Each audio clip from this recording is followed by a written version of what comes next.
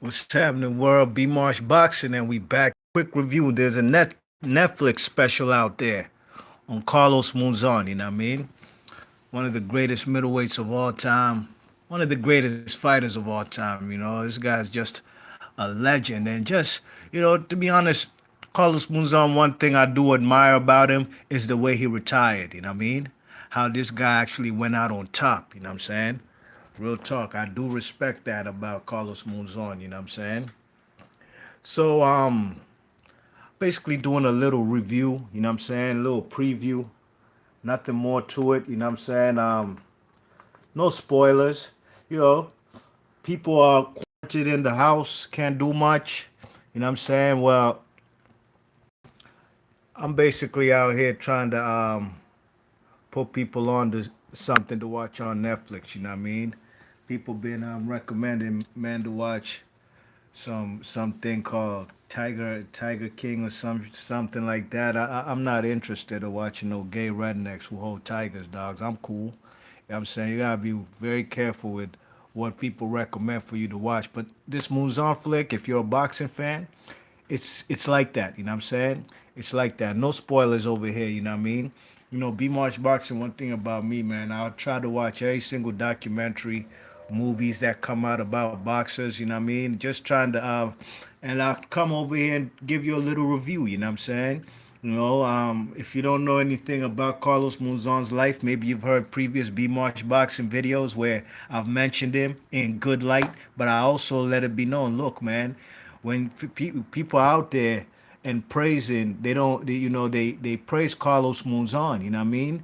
They give him a lot of props, just like Edwin Valero. I always say these on my video, like, the great fighters and all, you know what I mean?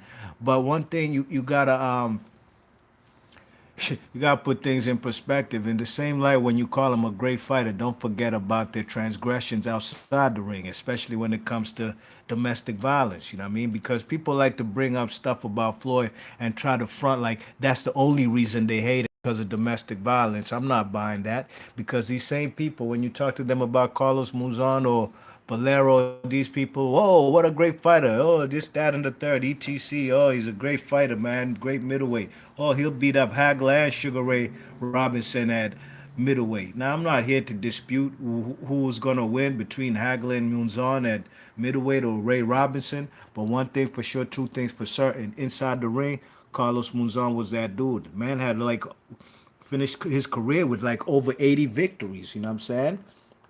You know, the man finished his career with over 80 victories back to back, you know what I'm saying? So, we just got to put things in perspective, you know what I mean? And Carlos Muzon is a very good documentary.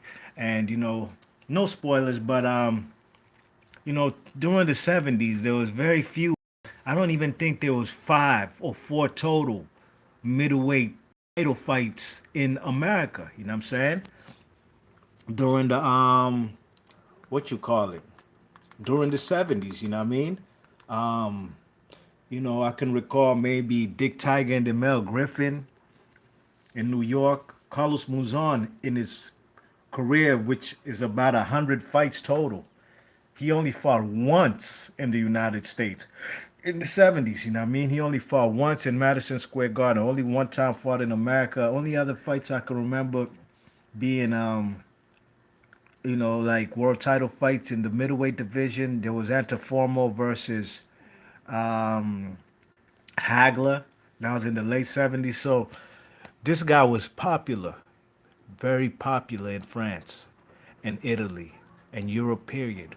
When he fights in France, Monte Carlo, these type of places, the whole country stops. You know what I'm saying?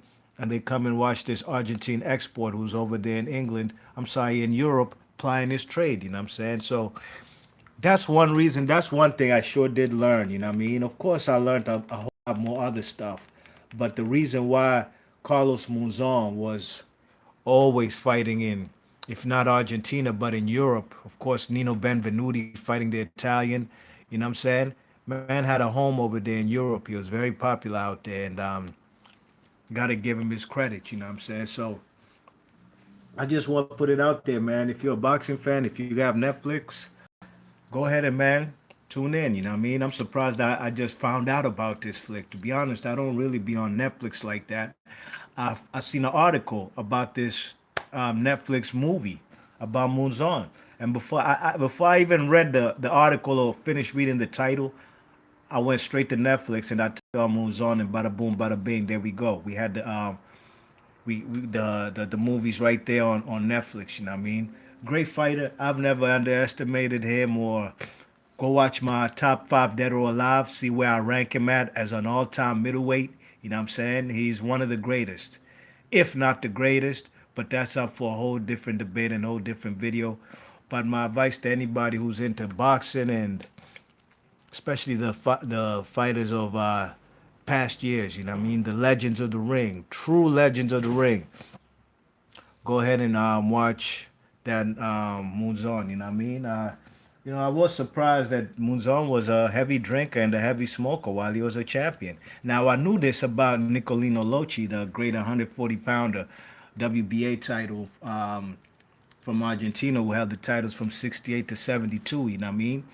Um, I knew he was a drinker and a smoker. I mean, even look at his physique. You know what I mean? The man looked like he almost had a gut. You know, he was balding, and balding doesn't mean that you're not in shape, but he didn't look like quite the athlete. You know what I mean? Nicolino Loci, and not to mention the guy, was just a popular guy. So was Monzon. Monzon was a superstar, not just in Argentina, but in Europe as well. You know what I mean? So do yourself a favor, be Marsh Boxing. Go ahead and check out that flick right here on it's on Netflix, Monzon, and you'll see everything I be talking about Monzon. You know what I mean? The good, the bad, and the ugly. You know what I'm saying? That's what I'm gonna leave it as. You know what I mean? Be Marsh Boxing. Leave your thoughts and comments, and I'm gonna catch you guys on the next one. You know what I'm saying? Peace.